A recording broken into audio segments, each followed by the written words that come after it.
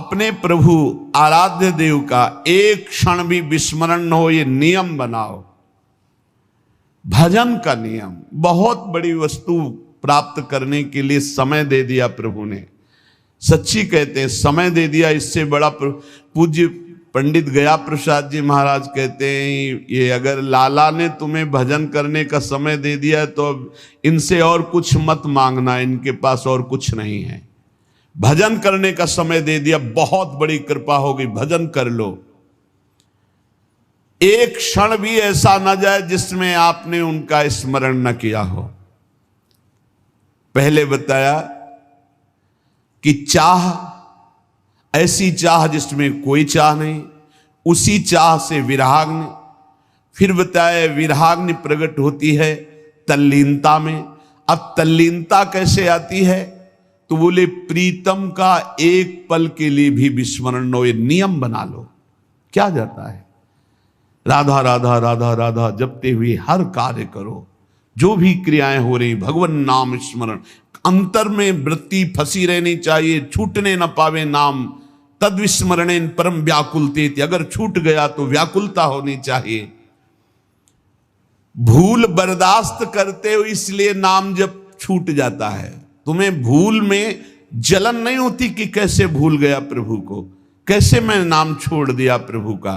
तुम भूल को बर्दाश्त कर रहे हो, इसलिए नाम जप निरंतर नहीं चल रहा। नहीं, व्याकुलता पैदा हो जाए, अंदर जलन पैदा हो जाए, कैसे छूट गया नाम, तो नाम निरंतर चलने लगेगा।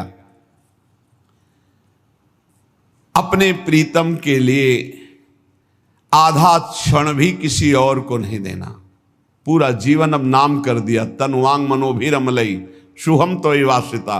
ये शरीर, ये मन, ये वाणी, ये मैं, सब कुछ प्रभु के नाम कर दिया। अब दूसरे की गुंजाइश नहीं। इस चरम सीमा की वृंदावन की प्रेम रस की प्राप्ति के लिए आराध्य देव बाध्य होकर उसके समीप रहते हैं, बाध्य होकर। सुमिर पवन सुत पावन नामू, अपने बस करी राखे रामू। इस चौपाई को बहुत ही गहराई से चिंतन करो। अपने बस करी राखे रामू, परम स्वतंत्र भगवान को अधीन कर लिया। किसके बल से? सुमिरन के बल से। सुमिर पवन सुत पावन नामू, अपने बस करी राखे रामू। यदि निरंतर नाम जल चल रहा है, आधे पल के लिए भी प्रभु को नहीं भूल रहे, तो आराध्य देव बाध्य होकर आपके अधीन हो जाएंगे। ये शब्द बहुत बोलने में सरल निकल गया पर बहुत कठिन है। आराध्य देव बाध्य होकर आपके अधीन हो जाएंगे। ऐसा नहीं है कि आप प्रेमियों के संग हो, उनकी अवहेलना करो, नाम जप ना करो, लीला गुण गायन ना करो, सेवा में तत्पर ना हो प्रभु के, फिर आपको प्रेम प्राप्त हो जाए। तो ऐसा नहीं, ऐसा नहीं, कभी ऐसा नहीं देखा गया कि वो बहिर्मुख है, आज्ञा उल्लंघन करता है, प्रेम में डूब गया। एक भी उदाहरण नहीं है। इसलिए कह रहे हैं, बहुत सुलझे हुए महापुरुष है भाई जी महाराज, तुम्हें कोई प्रेम दूसरा दे ऐसी संभावना मत रखना, संभव ही नहीं है। भगवान का नाम, भगवान का रूप गुण, लीला गुण गायन, उनकी सांगोपांग उपासना, ये मिलती है प्रेमियों से। और जब हम इसको करते हैं तब हमारे अंदर प्रेम आता है। अगर आप नहीं करेंगे, अवहेलना करेंगे, तो ऐसा नहीं कि उनके संग मात्र से आपके अंदर प्रेम आ जाएगा। नहीं, उनके संग का रंग यही आएगा कि आपको नाम प्रेम लगने लगेगा, नाम में प्रेम हो जाएगा, प्रभु के रूप में प्रेम हो जाएगा, प्रभु के लीला गुण में प्रेम हो जाएगा। आप खूब जपोगे, खूब लीला गुण गायन करोगे, सच्चे आचरण से चलोगे, तो आप में प्रेम जागृत हो जाएगा। किसी मूल्य से भगवान को नहीं खरीदा जा सकता। कोई मूल्य देकर भगवान के प्रेम को नहीं प्राप्त कर सकता। लालसा ही भगवत प्राप्ति कराती है। आपको खूब नाम जपना चाहिए, खूब प्रभु के चरित्र सुनने चाहिए। ये देख करके प्रेम अपने आप हृदय में उदय हो जाता है। प्रेम साक्षात भगवान का स्वरूप है, जो भगवान को भी अधीन करता है और भक्त को भी अधीन करता है। मैं सभी के लिए हृदय से प्रार्थना करता हूं कि सब पर भगवान की कृपा और सब प्रेमी हो जाएं। पर जब तक नाम जप नहीं करोगे, देखो संतों का हृदय देखो, मैं सभी के लिए भगवान से प्रार्थना करता हूं कि सब सुखी हो जाएं, सब प्रेमी हो जाएं, सब पर भगवान की कृपा बरसे। पर जब तक आप नाम जप नहीं करेंगे, जब तक आप लीला गुण श्रवण नहीं करेंगे, जब तक आप ठाकुर सेवा में तन्मय नहीं होंगे, तब तक प्रेम का अनुभव नहीं होगा। भगवान की कृपा सब पर है, पर अधिक महत्व भजन में दो, ये समझ में नहीं आता। आशीर्वाद मांगने की ये जो आदत पड़ गई, आप आशीष दे दीजिए, आप आशीर्वाद दे दीजिए, आप कृपा कर दीजिए। संतों का आशीर्वाद कृपा भगवान नाम में छुपा हुआ, जैसे कि राधा राधा राधा, अब पकड़ लो आप, यही आशीर्वाद है। आप इसे न पकड़ो तो कोई आशीर्वाद आपके अनुभव में नहीं आएगा। आशीष देते हुए भी बात खुलकर समझ लीजिए। आप अगर कृपा पर विश्वास रखते हैं तो शर्त है, उनके द्वारा निकले हुए मुख से वचन पर विश्वास कर लीजिए। जो प्रेमी रसिक महापुरुष हैं, अगर आप कृपा पर विश्वास रखते हैं तो यही उनकी कृपा है। हरिवंश कृपा हरिवंश कहां, हरिवंश कहां, हरिवंश लहाए, हरिवंश सुलाभ सदा तिनके, सुख संपत्ति दंपति जो जिन, जो कह दिया कि बोलो राधा राधा, इसी से सब प्राप्त हो जाएगा। ये जो लोग तर्क विवाद करते हैं, हमारा उनसे कोई प्रश्न उत्तर नहीं। हम उन सद्भावना वालों से प्रार्थना करते हैं, बिना कोई संशय किए, जैसे डॉक्टर के द्वारा दी हुई दवाई खा लेते हो आप, ऐसे आप बिना संशय के राधा नाम जपो, और परिणाम में आपका मंगल ना हो तो आप बताना। अरे पूरा भजन हो जाने की बात जाने दो, थोड़ा भी भजन होगा तो आपके जितने नाम राधा नाम लिखे हुए रजिस्टर में, इतने ही आपको परम पद पहुंचा देंगे। पर जब पहुंच जाओगे तो फोन से बताओगे, थोड़ी बात यह है, इसलिए नहीं, यही माया का खेल है, नहीं सबको विश्वास हो जाए। अब हम चीख चीख के कह रहे हैं, जिनको विश्वास है उनका मंगल शुरू हो गया है, पर जिनको विश्वास ही नहीं उनको कैसे बताया जाए। तो कह रहे सबसे बड़ी भगवान की कृपा यह है कि भगवत प्रेमी महात्माओं संतों के वचनों पर विश्वास हो जाए। दूसरे कोई उपाय को मत पकड़ना, अन्य साधनों को मत पकड़ना, क्योंकि भाई जी महाराज संपूर्ण ग्रंथों का संपादन करने वाले बड़े ज्ञानी महात्मा हैं, अनुभूत महात्मा हैं भाई जी। आज तक किसी एक शब्द पर संशय नहीं हुआ। कह रहे हैं कि अन्य साधनों की तरफ मत जाना, ना किसी ये साधन से प्रेम होगा और ना किसी के प्रलोभन से आना कि मैं तुम्हें प्रेम करवा दूंगा, आओ हम, नहीं, किसी के प्रलोभन में मत आना, किसी साधन को मत पकड़ना। ये होगा भगवत कृपा से, भगवत प्रेमी महात्माओं के द्वारा दी हुई उपासना से। नाम लीला गुण गायन सेवा, हमारे शब्दों को पकड़ लो, नाम लीला गुण गायन सेवा, ये तीन है ऐसे महान जो त्रिगुणात्मिका माया से हटाकर भगवत प्रेम की प्राप्ति करा देंगे, प्रिया प्रीतम का साक्षात्कार करा देंगे। विश्वास करो, शरणागति उनके चरणों के आश्रय से इसमें रति हो जाएगी। नाम में रति, रूप गुण में, लीला गुण में, धाम में, ये सब संत महापुरुषों का ये कृपा अवतार हैं भगवान के। सच्ची मानिए, यदि भाव से सेवन करो तो बहुत जल्दी आपको लाभ प्राप्त हो जाएगा। प्रभु जब प्रेम का परम अमृत पिलाना चाहते हैं तो अपने कृपा कटाक्ष से भगवत प्रेमी महात्मा का मिलान करा देते हैं, और जिस परम सौभाग्यशाली जीव पर एक कृपा प्रकट होती है वो अमृत की तरह संत का सेवन करता है। ये तो मेरे भगवान है, मेरी लाडली जो है, जो बोले वही हमारे लिए परम धर्म है, परम सत्य है, बस इनकी आज्ञा पर मुझे चलना है। ये कृपा पात्र में ऐसी बातें होती हैं। उनकी कृपा से अधीनता आने लगती है, गुरु के प्रति, भगवत प्रेमी महात्मा के प्रति अधीनता। अब जो ही कहें करें हम सोई, नहीं तो पड़े हैं हम उनके सहारे पड़े हैं, जो कह रहे हैं वही कर रहे हैं। अब जो ही कहें करें हम सोई, आयुष लिए चले निज दासी, मन क्रम वचन त्रिशुद्ध सकल मत, हम श्री हित हरिवंश उपासी। उसे अन्य किसी साधन की तरफ आकर्षित नहीं होना चाहिए। अष्टांग योग, बहुत से भी अन्य साधन है और अन्य प्रवक्ता हैं। अपने गुरु प्रदत्त साधन का दृढ़ भरोसा, इसी से सब काम हो जाएगा।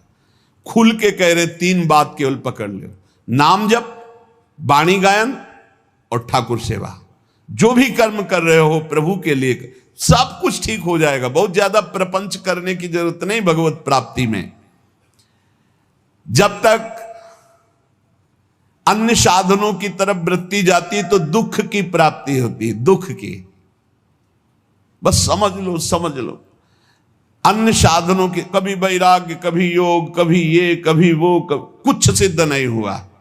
पूज्य भाई जी महाराज कह रहे, जब भगवान किसी को अपना परम प्रेमामृत प्रदान करना चाहते हैं तो भगवत कृपा कटाक्ष से भगवत प्रेमी महात्मा का संग मिल जाता है और उनकी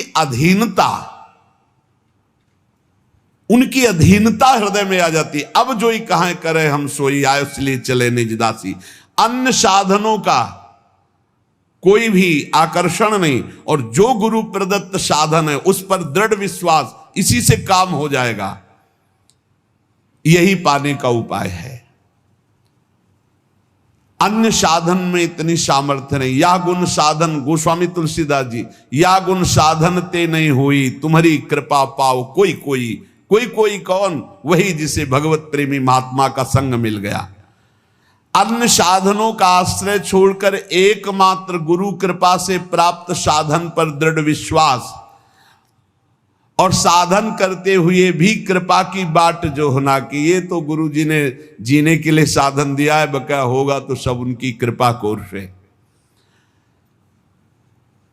साधनों का बल न रखने का मतलब ये नहीं कि जो मन आवे सो करो, सतपथ को छोड़कर कुपथ मार्ग में चले जाओ, कह दो कृपा से सब हो जाएगा, ऐसा नहीं। गुरु प्रदत्त साधन में दृढ़ता पूर्वक लगना, पर अंदर से भाव ये रखना कि ये तो गुरुदेव की आज्ञा का पालन हो, तो जो हमें प्रेम मिलेगा, प्रियालाल मिलेंगे, वो तो गुरुदेव की कृपा से मिलेंगे, वो तो प्रियालाल अपनी कृपा से मिलेंगे। सत्कर्म जितने भी हैं ये असत्कर्म हटाने के लिए हैं। एकमात्र प्रभु की इच्छा में अपनी इच्छा को मिला दो, ये सबसे बड़ा साधन। जोई जोई प्यारो करे सोई मोई भावे। जैसे वो तुम्हें रखें उसी में संतुष्ट रहो। इसका मतलब ये नहीं कि कुमार्गगामी वृत्तियां पापाचरण कर रहे हो तो उसी में संतुष्ट रहो क्योंकि प्रभु ऐसा रख रहे। ऊपर कह दिया गया, सतपथ को छोड़कर कुपथ में चलने वाला साधक नहीं होता। सतपथ में चलते हुए जैसी परिस्थिति है, जैसी स्थिति है, मेरे प्रभु के द्वारा दी हुई है, हम अन्य किसी का आश्रय नहीं लेते, आगे बढ़ते चले जाते, तो उसके हृदय में प्रभु के प्रेम की प्यास बढ़ जाती है। इस प्यास में जितनी पीड़ा होती है, कैसे प्रभु मिले, कहां से क्या करूं, किसके पास जाऊं, क्या करूं, वो विकलता होती है, वही प्रभु की प्राप्ति कराती है। बिना राग रहित हुए अनुराग आता ही नहीं है। जगत में वस्तु, व्यक्ति, स्थान से राग है तो अनुराग प्रभु में कैसे हो सकता है। इसलिए भगवान वैरागी प्रेमी रसिक महापुरुष का संग देते हैं। प्रेम के अतिरिक्त और कोई चर्चा नहीं, प्रेम के अतिरिक्त और कोई चाह नहीं, प्रेम के अतिरिक्त और कोई कल्पना भी ना आवे, इसीलिए सत्संग देते। रोज नया सत्संग आपको नवीन जीवन प्रदान करता है। चाहे स्त्री शरीर हो या पुरुष शरीर हो, सबका अधिकार है इसी जन्म में भगवत प्रेम प्राप्त करके आवागमन से मुक्त होना। पर काम गंध का लेस मात्र भी दोष नहीं रह जाना चाहिए। प्रीतम के सुख की भावना करने के लिए देह सुख का त्याग, अपने सुख का त्याग और महान दुखों को गले लगाने का अभ्यास। घबराना नहीं चाहिए, भयभीत नहीं होना चाहिए। दुख के लिए भयभीत नहीं, आओ तुम्हारा स्वागत है दुख, क्योंकि मुझे पता है तुम प्रभु की शरणागति पुष्ट करोगे और प्रभु का भजन बढ़ाओगे। पवित्र भावना, पवित्र विचार, पवित्र वाणी, पवित्र शरीर, तो परम पवित्र भगवान से प्रीति। फिर सुन लो, दुख को गले लगाने की सुदृढ़ भावना, जिससे लोग घबराते हैं, प्रेमी उसे गले लगाने के लिए तड़प रहा, आओ दुख तुम्हारा स्वागत है। पवित्र भावना, पवित्र विचार, पवित्र वाणी, पवित्र शरीर, तो परम पवित्र भगवान के मिलन की प्रबल चाह, महासुख का परिणाम। भावना, विचार, वाणी, शरीर, इनका बलिदान करना पड़े। भावना तो प्रभु की, विचार तो प्रभु की, वाणी तो प्रभु के लिए समर्पित, शरीर तो प्रभु के लिए समर्पित। अब इस शरीर से अपने सुख भोग की कोई चेष्टा नहीं, क्योंकि ये धरोहर है प्रभु की।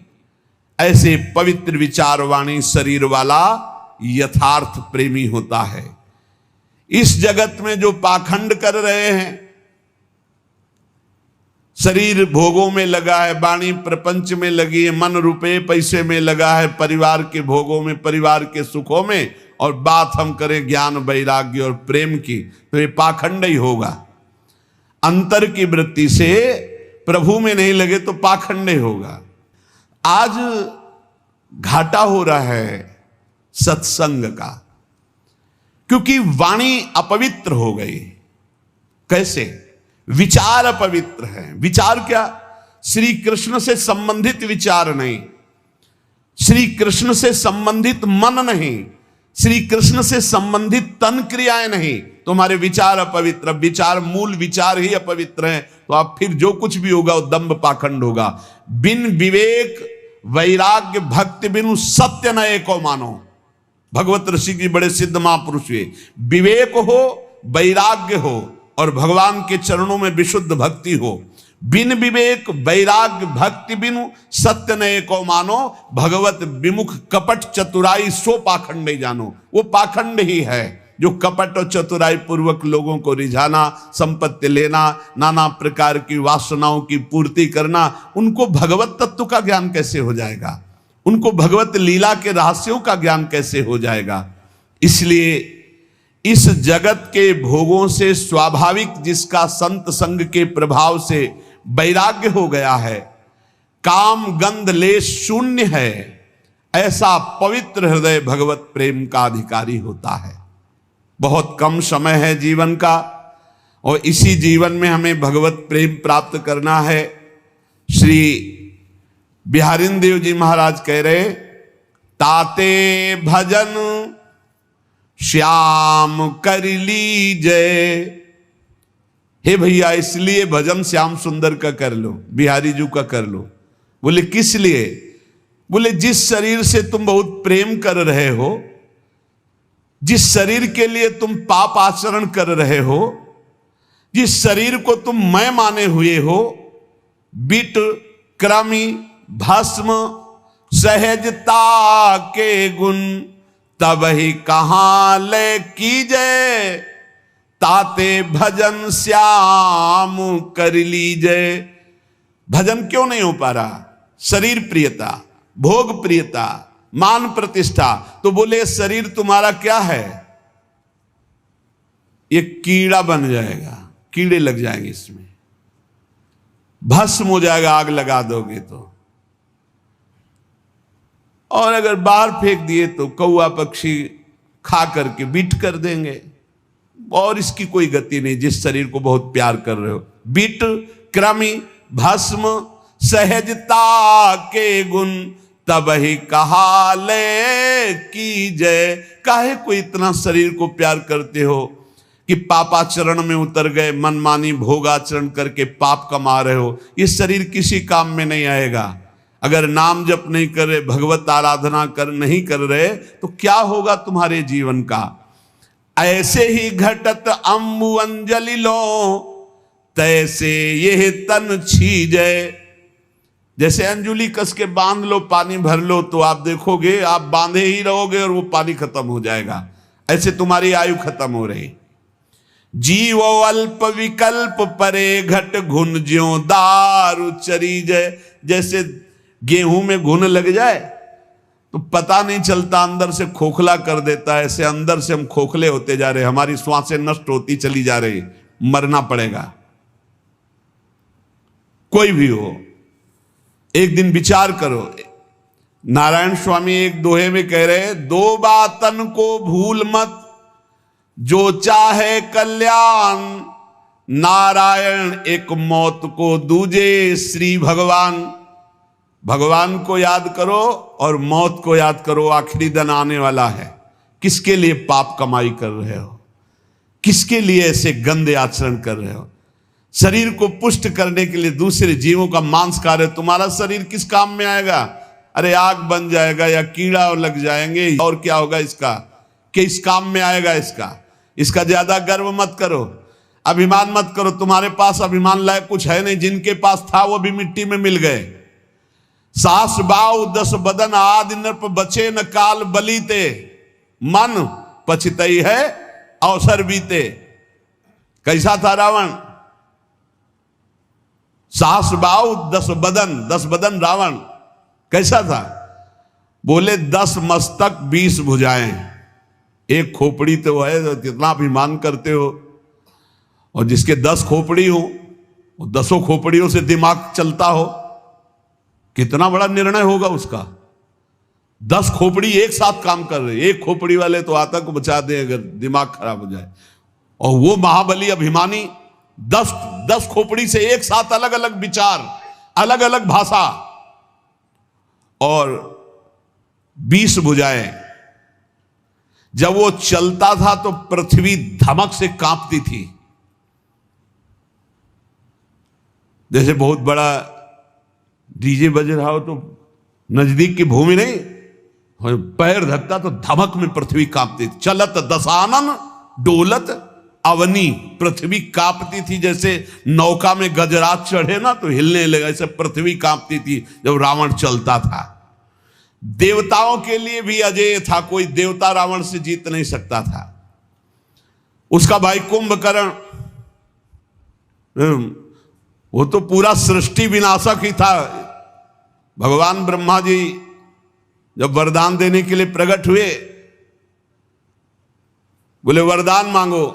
ब्रह्मा जी बोले तो कि वरदान मांगो, पर सोचा कि ये वरदान कहीं कुछ और मांग लिया तो गड़बड़ हो जाएगा। अगर ये जागता ही रहा तो हम जितना रचेंगे सब चाट जाएगा। इसका बाल भोग राजभोग में सब पूरी सृष्टि चली जाएगी रोज की। उसमें ऐसा था कि जब जगता था ना तो बड़े बड़े बाड़ों में पशु आदि सब बंद करके रखे जाते थे उसके भोजन के लिए। हजारों भैंसे बाड़ों में बंद है, जब जगेगा कुंभकर्ण उसके लिए बाल भोग चाहिए, राजभोग चाहिए। कुंभकर्ण महाकाय सृष्टिकर्ता ब्रह्मा जी चिंतित हो उठे। उसका भाई था, वो बोला इंद्रासन, निकला क्या? निद्रासन। बोले तथास्तु, सोता रहे तो भैया, सोने में ही तेरे कल्याण।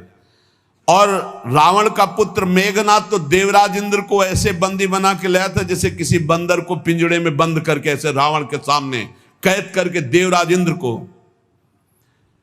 भगवान शंकर सहित कैलाश पर्वत को कई बार ऐसी भुजाओं में उठाया रावण ने, देख लो। और घर में झाड़ू लंका में कौन लगाता था जानते हो? लिखा हुआ इसमें, वायु देवता झाड़ू लगाते थे।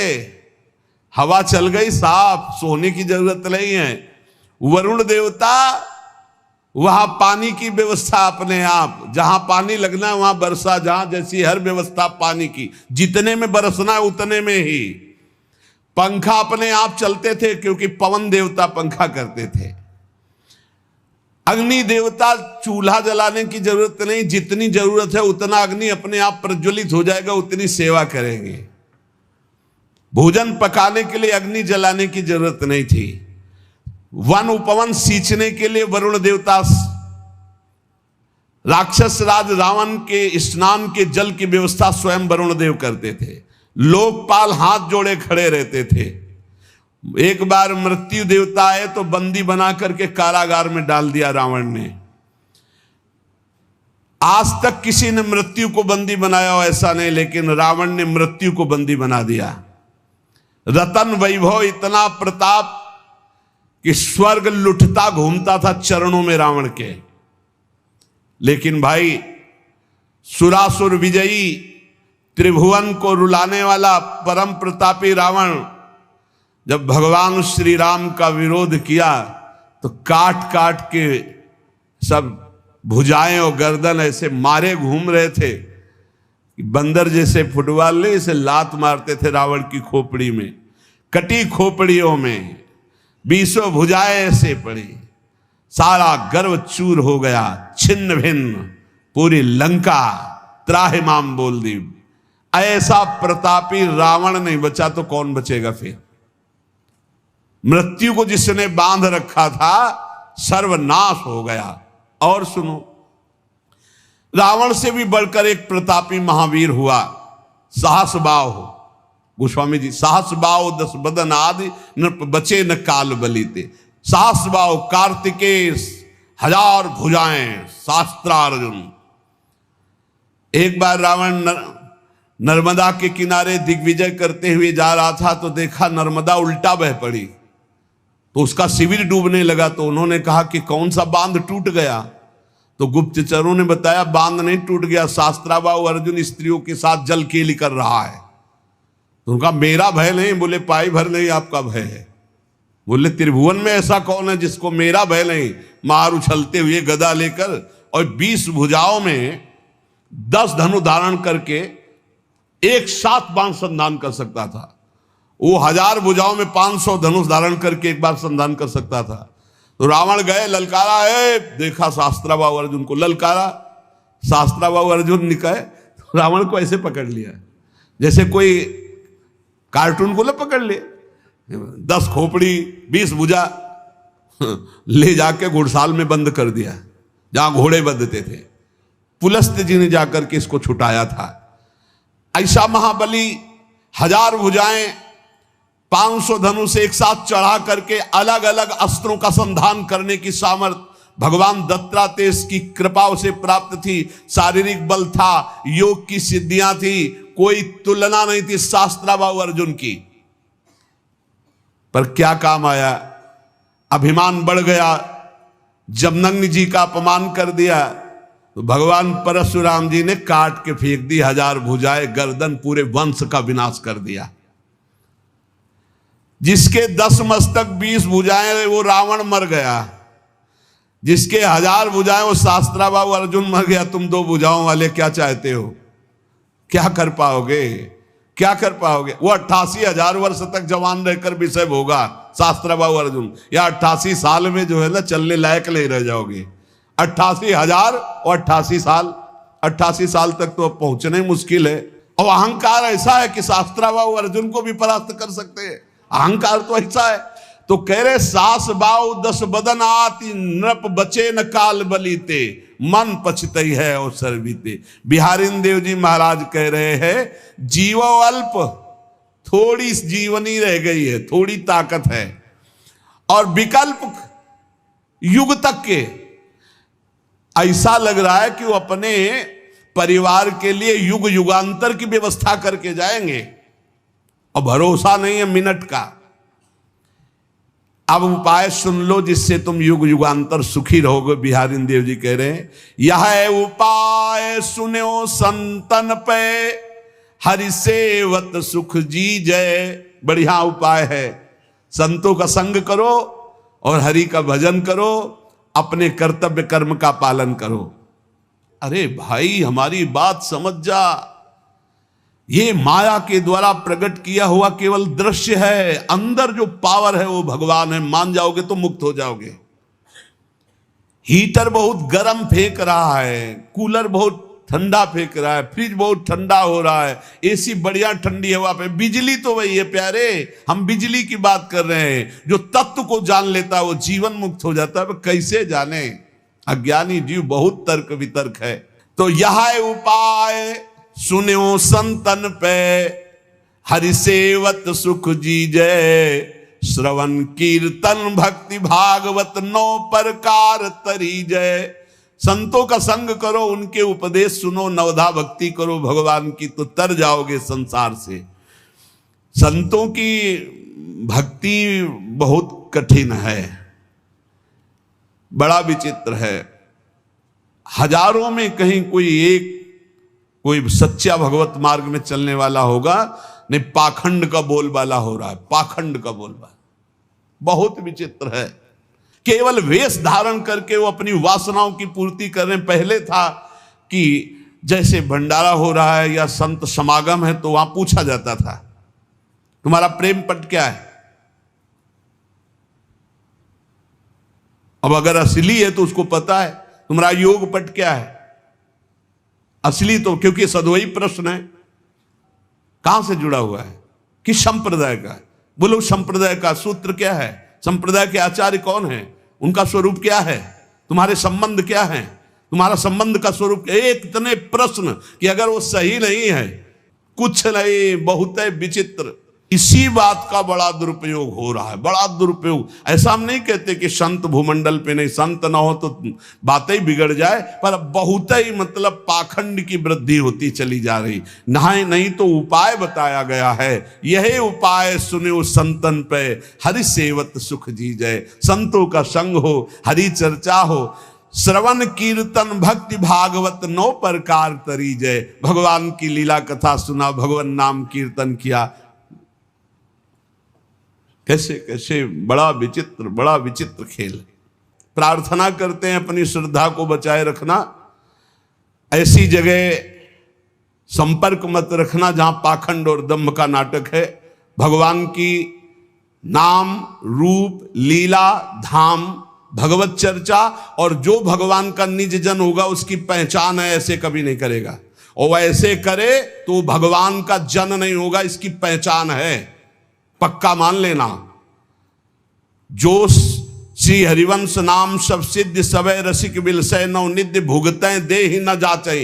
आज तक कभी भक्तों को ऐसे नहीं देखा गया। अखिल कोटि ब्रह्मांड नायक को मालिक नहीं माना, जिसका दासत्व लिए घूम रहा है, भेष बनाए घूम रहा है और दूसरों से पैसे मांगता घूम रहा है। तू लक्ष्मीपति का दास कहां से हो गया। ये सब पाखंड, सब नाटकबाजी। हमें लगता है हम हाथ जोड़कर प्रार्थना करते हैं, पाखंड का आदर मत करो। जो रुपया प्रधान है, जो भोग प्रधान है, जो वासना प्रधान, मत डरना। ये लोग ऐसे भी कहते हैं कि नहीं दोगे तो तुम्हारी हानि हो जाएगी। अरे उसकी अभी वर्तमान में उसकी हानि है कि गली गली डोल रहा है मांगता हुआ, तुम्हारा क्या बिगाड़ सकता है। कभी मत डरना। सच्चे आश्रम वैष्णव संप्रदाय से जुड़े हुए जो महापुरुष होंगे कभी ऐसे नहीं करेंगे। कोई ऐसी परिस्थिति ऐसी किसी के लिए देखा और वो कह रहे इसका सही, वो बात अलग है कि कोई ऐसी परिस्थिति आ जाए, नहीं तो भगवान के भक्त ऐसे कभी नहीं करते। पहचान होती, वो आपको हठ पूर्वक कभी देने के लिए विवश नहीं करेंगे। वो कभी पाखंड नाटकबाजी, ये भसम, ये बड़ा आधुनिकता है। झोला में हाथ डाला और धुआं प्रकट हो गया, तो ऐसी थोड़ी वो बर्फ नहीं आती है, वो आइस, वो धुआं फेंकती है। और उसको पॉलीथीन में रखे, उसको फाड़ दिया, धुआं ले। गांव के लोग बड़े बावरे, गेहूं की डलिया आ रही है, बोरा जमा हो रहा है। पाखंड का नाटक का आदर न किया जाए और सत्य मार्ग में चला जाए तो वास्तविक संतों का संग भगवत प्राप्ति कराने में समर्थ है। आज तक जहां कहीं कोई भगवत प्राप्ति के मार्ग में अग्रसर हुआ है, संत जन हुए, पर बहुत ही कड़ुआ व्यवहार हो रहा है संसार में। साधुता के मार्ग से हट कर के व्यवहार हो रहा है। बहुत विचित्र नाटक है। इसलिए नाटक, पाखंड, दम्भ, दिखावा, इनसे बच करके पहचान है भगवान के नाम रूप लीला धाम की प्रीति जिनके संग से होने लगे, जिनके संभाषण से भगवान नाम में भगवत तरफ हमारा चित्त, जहां रुपए की मांग, जहां भोगों की मांग, जहां व्यवस्था की मांग। हम ये नहीं कह रहे कि संत अपमान करो, संतों के चरणों की धूल माथे पर, लेकिन जो ऐसा पाखंड करते हो ना कि 5100 देओ, नहीं तो तुम गृहस्थ आदमी डर जाओगे कि हमारे लड़का बच्चा कुछ बिगाड़। कुछ नहीं इन पाखंडियों के पास जो तुम्हारा कुछ बिगाड़ सके। नहीं, कुछ नहीं। जो रुपया पैसा भोग वासनाओं की मांग करें फिर तुमको धमकी दे, वो साधु हो ही नहीं सकते। साधु ते होए न कारज हानि। वो तो परोपकार के लिए उनका स्वरूप है। वो अपने प्राणों को त्याग सकते हैं आपके कल्याण के लिए। वो आपको धमकी देंगे रुपया पैसा के लिए। ये सब केवल वासनाओं का खेल खेलने वाले हैं। इसलिए साधु संग पर प्रीति करो, पर पाखंड का, जो दंभ का जो बढ़ावा दिया जा रहा है उस पर सावधान हो जाओ। सिर्फ अर्थ देना बंद करो। कोई भूखा है, प्यासा है, हम कह रहे हो पाखंडी भी है, भूखा है, 2 रोटी खवा दो, तुम्हारा मंगल होगा। रुपया मत दो, रुपया देना है तो जहां आप देख रहे हो कि सैकड़ों गाय भूखी बंधी हैं, उनको दो।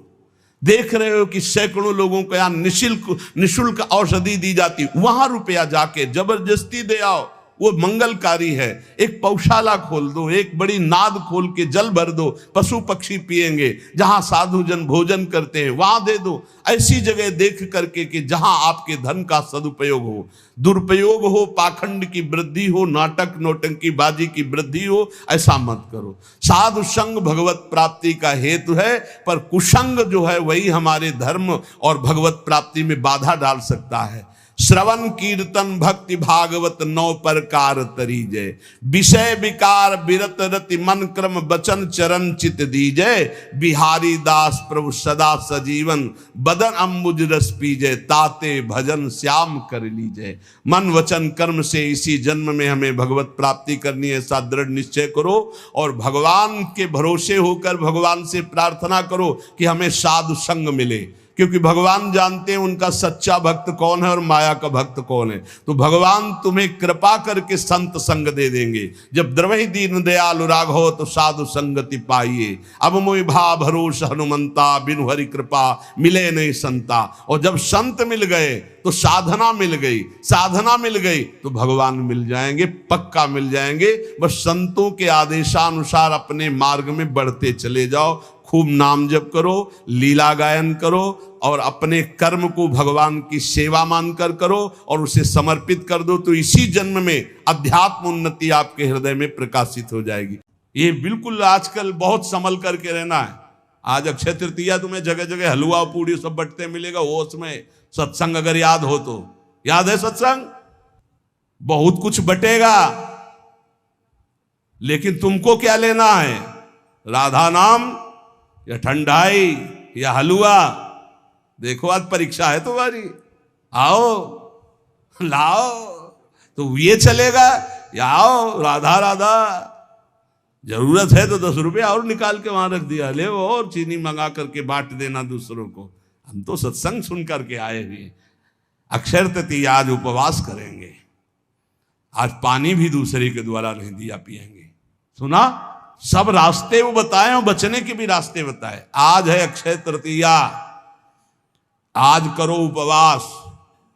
एक टाइम शाम के भोग लगा करके श्री जी का रूखा सूखा घर में पा लेना, बाहर पानी भी मत पीना, मौन, खूब नाम जप करो। वैसे आज के दिन कहा जाता है दान पुण्य करे तो बहुत लाभ मिलता है, तो क्या दान करो, सर्वभूत दया। आज मैं नाम जप करूंगा और अपने नाम का सब पूरे भारतवासियों को, विश्व को दान करूंगा।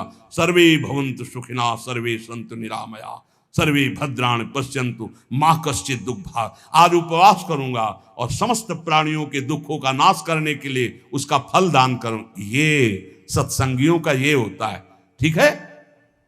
उपवास, शरबत, ठंडाई, हलवा, आओ आओ, तुम क्या कहोगे, राधे श्याम, प्रणाम किया, चल दिया। वो देते भी हैं और वो बचाते भी हैं। आपको ऐसे चलना है। हमारे प्रभु का तो सब कुछ है, लेकिन आपको कैसे चलना है। भगवान का आज जितना नाम जप करोगे कई गुना बढ़कर लाभ मिलेगा। अक्षय आज माना जाता है, जितना दूसरों को सुख पहुंचाओगे उतना ही वो आपका कई गुना बढ़कर, जिसे दान कहा जाता है, जिसे पुण्य कहा जाता है। सबसे बड़ा दान किसे कहते हैं, सबसे बड़ा दान जिसके आगे कोई दान न हो, नाम दान। इससे बड़ा कोई त्रिभुवन में दान नहीं। खूब कीर्तन जोर जोर से चल, परिक्रमा मार्ग में चल रहे हो, कीर्तन करते हुए हजारों के कानों में पड़ रहा है, बहुत बड़ा दान हो रहा है। या नाम जप करके दूसरे को, इससे बड़ा कोई दान नहीं हुआ। और सब दानों का कोई खास हमारे दिमाग में महत्व तो नहीं है।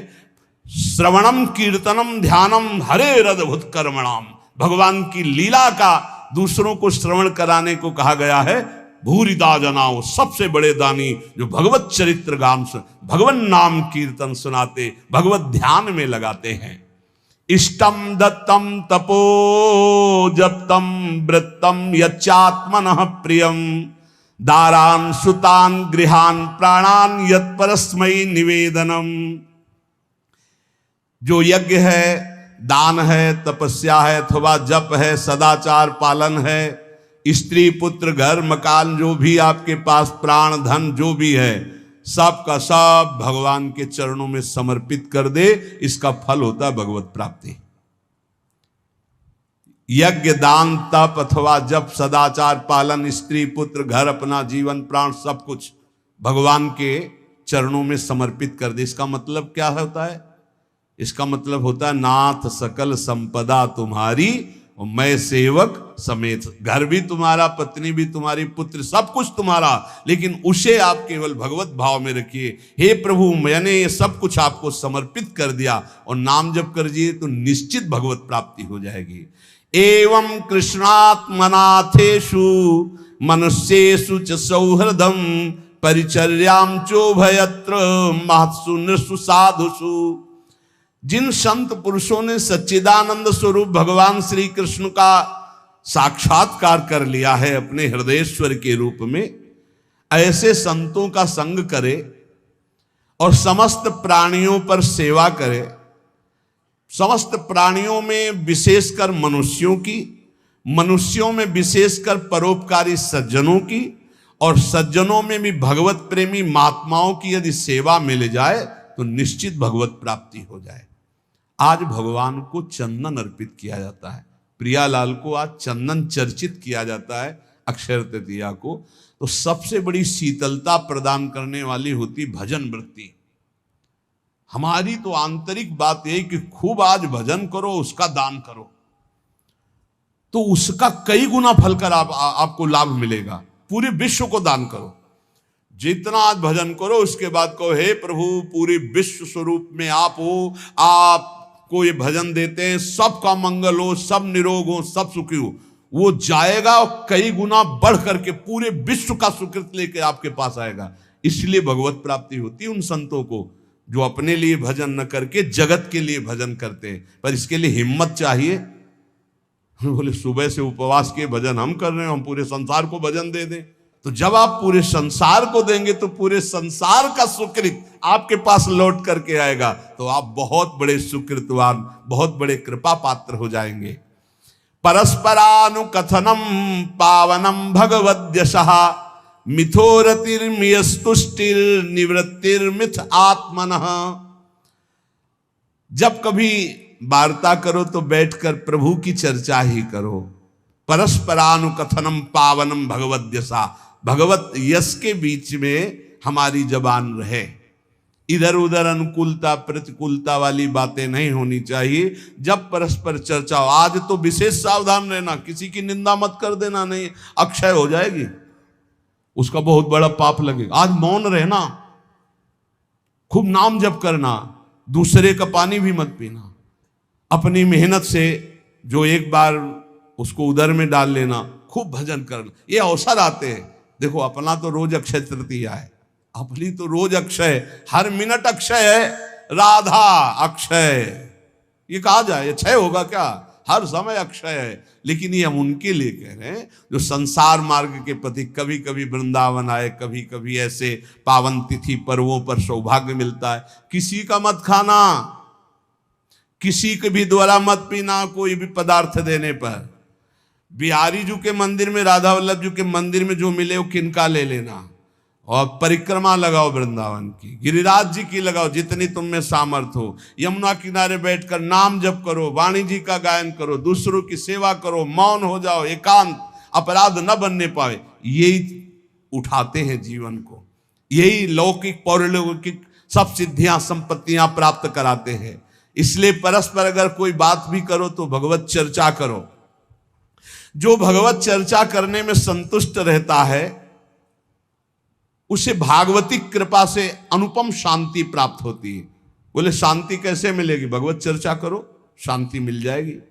स्मरंता स्मारयंतश्च मिथौघौघहरं हरिं भक्त्या संजातया भक्त्या बिभत्युत्पुलकां तनु। जो खुद भगवान का स्मरण करता है और दूसरों को स्मरण कराता है। अपने लोगों की तो पद्धति पहले ही बोले राधे राधे राधे राधे राधा राधा, तो हम जब बात करें तो पहले नाम उच्चारण।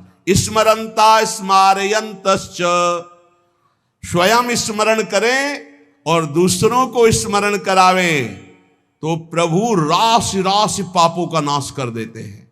ये पाप तो दुख देते। इस प्रकार साधन भक्ति का अनुष्ठान करते करते शरीर पुलकित हो जाता है, पवित्र।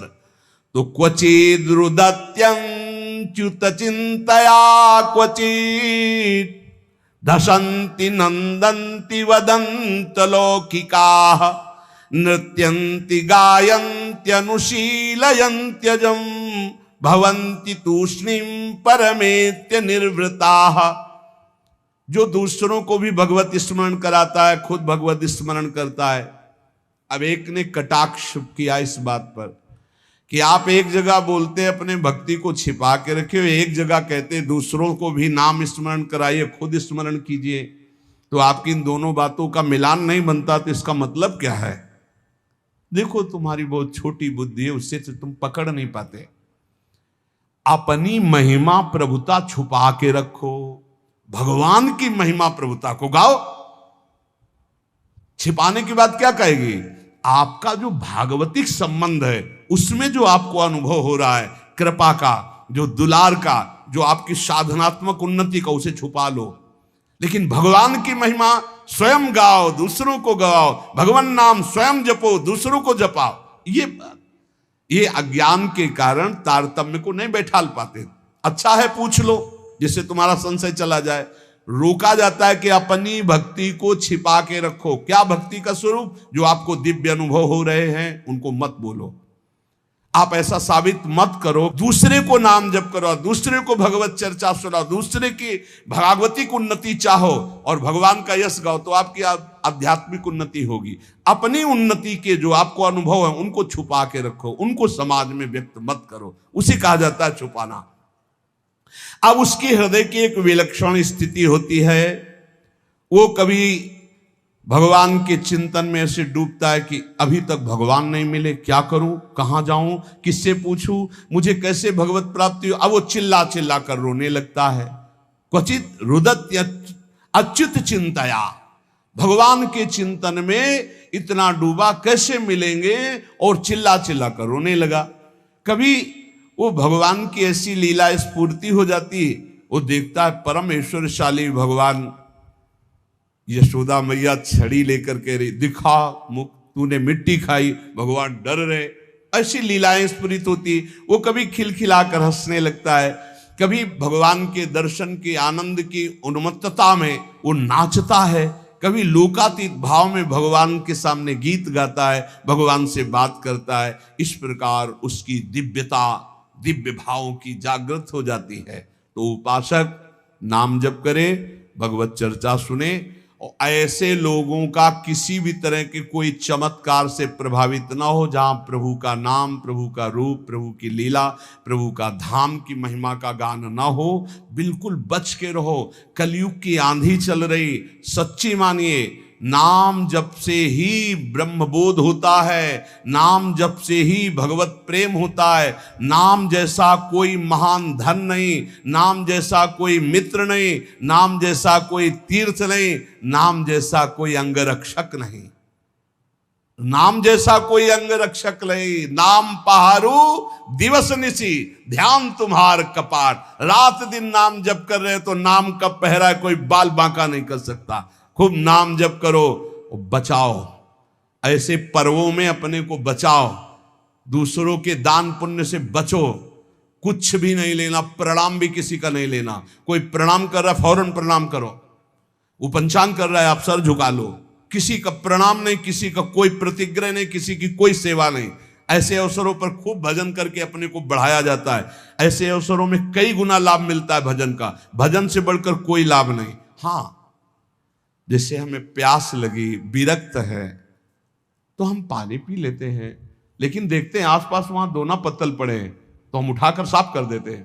मुक्त हो गए, हम उस ऋण से मुक्त हो गए जो हमने जल पिया।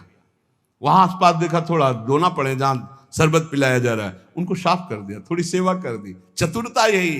किसी का प्रति, कल आप सुन रहे थे, जिसने कभी जीवन में किसी का प्रतिग्रह दान नहीं लिया है, वो कई जन्मों की स्मृति को प्राप्त हो जाएगा। जो यम का पालन करता है, जो किसी से चोरी नहीं की, कभी झूठ नहीं बोला, जो ब्रह्मचर्य का पालन करता है, शरीर को पवित्र रखता है, किसी का प्रतिग्रह, वो त्रिकालज्ञ हो जाएगा, भूत भविष्य वर्तमान सब ज्ञान उसको हो जाएगा।